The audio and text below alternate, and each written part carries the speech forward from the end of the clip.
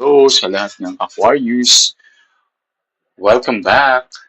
At sa mga bago, welcome to my channel. Ako nga pala si Mystico Moreno, or in short, Miss Mo. At dito sa aking channel, we will manifest love sa inyong Tagalog love reading ngayon na Miss Mo. Okay, so ang gagawin natin today ay quick energy check-in. Alamin natin ang mga kaganapan ngayong magtatapos na ang Love Month at magsisimula ang panibagong month. Time flies, di ba? So, habang binabasa ko tong cards, gusto kong magpasalamat sa lahat ng Aquarius na sumusubaybay at sumusuporta sa aking channel. At kung bago po kayo dito, sana supportahan nyo rin by liking this video, sharing it sa mga Aquarius na kilala ninyo, and engaging sa comment section, and subscribe na. Kaya sana subscribe na po kayo para mag-grow yung channel ko and makagawa pa ako ng maraming love reading pa para sa inyo. Okay? So, salamat. Ayan, so, ang gagawin natin is bubunot ako ng 2 cards each for the recent past, present, and near future. And, interpret natin siya. Tapos, supporting details using the other deck. Sige, simulan na natin. Recent past. 3 of Wands. Page of Wands, present. Knight of Coins. And Knight of Cups. And near future is Page of Coins and 2 of Coins. Alright. So, walang very strong energy na specific sign. So, any sign, pwedeng yung sign ng person ninyo. Okay. So, in the recent past, there was so much adventure and romance.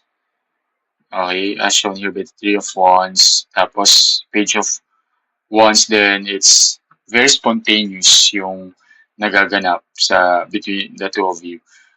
Medyo, ano yun, parang something fresh itong romance. So, bago-bago pa lang siya. It's siguro I can sense here na parang nasa getting to know stage kayong dalawa.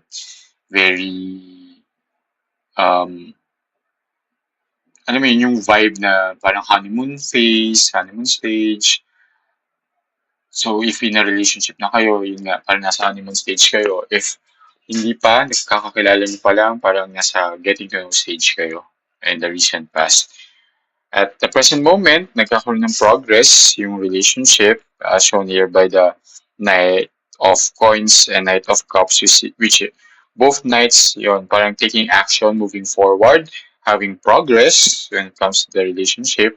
And, ayun, yung in-express nyo now, at the moment, yung intentions ninyo sa isa't isa. And lalo na this person is pursuing you. And, yun nga, malinaw naman yung intention and it's moving forward as shown here also by the Knight of Coins. Okay, na consistent naman yung effort na pinapakita ninyo sa isa't isa. Okay, and in the near future, okay, there's this long-term potential. Okay, and there will be balance in the relationship. So magiging harmonious naman itong relationship and it's going for a long-term commitment. Okay, so it's a good reading, diba? Na magiging long-term naman talaga yung goal nating lahat. Diba? And now that you're in the getting to know stage or honeymoon phase, just enjoy it. I mean, that's in the recent past pala yun. So, at the present moment, di ba, parang yung nagtutuloy-tuloy pa rin naman siya, ongoing naman yung getting to know stage and yung honeymoon phase. So, enjoy nyo lang kasi it's moving forward and even faster pa. towards this long-term goal, long-term relationship. Okay, so tignan natin ano yung mga nakakabit pang detalye. At habang binabalance ako to, gusto kong i-remind sa inyo na this is a collective reading. Okay, so pwedeng nasagap ko yung energy nyo or not. So if hindi siya nag-resonate, means hindi ko nasagap. And huwag natin pilitin. Ibig sabihin lang na hindi para sa inyo itong reading, kaya abangan nyo na lang yung mga susunod ko pang reading. Okay, kaya subscribe na para updated kayo sa mga ipopost ko pa. Alright. Sige. So, in the recent past, yeah, 5 of Swords and 9 of Swords. Okay, so something new, something fresh. So in the recent past din, parang kasi swords, parang lumabas isang 5, which is yeah, may mga kanya-kanya kayong pinagdaanan in the recent past. Okay, and it gave, parang nagkaroon kayo ng traumatic experience in the past, kaya kayo nag-connect din. And kaya kayo nag-jive is because nag-gets ninyo yung isa't isa. So may mga pinagdaanan kayo in the past na halos pareho, kaya naman parang you try to get to know more each other and doon nag-swak na ang inyong mga kaganapan. Pareho kayo ng experiences, kaya gets ninyo ang isa't isa. And that's why the connection worked out. At the present moment, ayan, the Hierophant and yeah, 10 of Swords. So the Hierophant is, yeah, you're now committed to each other and merong alignment when it comes to kung ano yung mga gusto nyo mangyari and ayaw nyo nang ma-experience din yung nakaraan.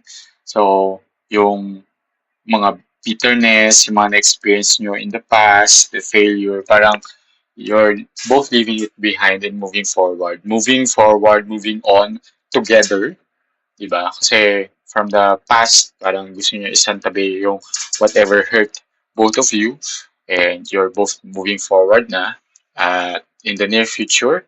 So, Four of Swords and Page of Cups. Okay? So, dito sa Four of Swords, yeah, you both are recovering na. Kaya magkakaroon nga nung sa Page of Coins, which is a long-term commitment, long-term relationship, because in the near future, you'll fully recover from what's what has happened in the past. Okay, and as shown here by the Page of Cups, it's really having a fresh start together and it's giving both of you excitement. Diba? Kaya very good siya. So, ang nangyari nakaraan, diba? And it's really good that you both decided to move forward together. Okay? And yung mga failures in the relationship ninyo in the past, diba? It helped you pa to align more sa connection na to para mas mag-align pa yung values ninyo and in the near future it's working out for both of you. So you'll recover na from the past and you will both have a fresh start together. Okay? So, tingnan natin ang advice from the universe. So, this one is for you to take or not. Choice nyo. Okay? Pero sinasabi ni universe na let's reveal.